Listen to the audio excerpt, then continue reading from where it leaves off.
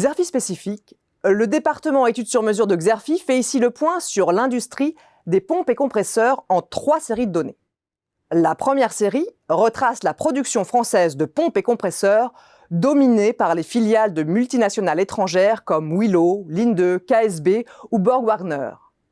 Cette production, très largement destinée à l'export, s'est accrue de 4,5% en 2021 grâce au redémarrage post-crise de plusieurs marchés clients. Justement, la deuxième série analyse la dynamique des marchés clients. Les majors mondiaux du pétrole et du gaz, qui utilisent des compresseurs à gaz ou des pompes pour les forages, ont accru leurs dépenses d'exploration-production de 40% en 2021 à 529 milliards de dollars.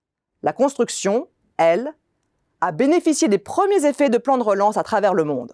En France, le chiffre d'affaires du BTP a bondi de 15%, après moins 7% en 2020. La production auto en Europe a en revanche été à la peine. La troisième série de données, enfin, donne un éclairage sur les conséquences de la hausse des coûts des matières premières et sur les prix des pompes et compresseurs. Des prix qui ont progressé de plus de 4% du jamais vu sur la période récente.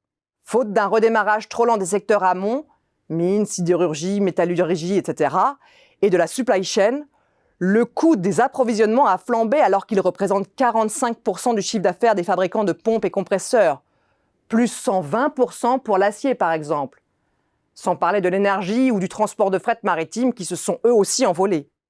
Ces hausses se sont poursuivies début 2022 en lien avec la guerre en Ukraine et les nouvelles restrictions sanitaires en Chine. Et elles risquent de pincer les marges d'exploitation des fabricants, sauf pour ceux qui détiennent un pouvoir de marché suffisant pour ajuster leurs prix.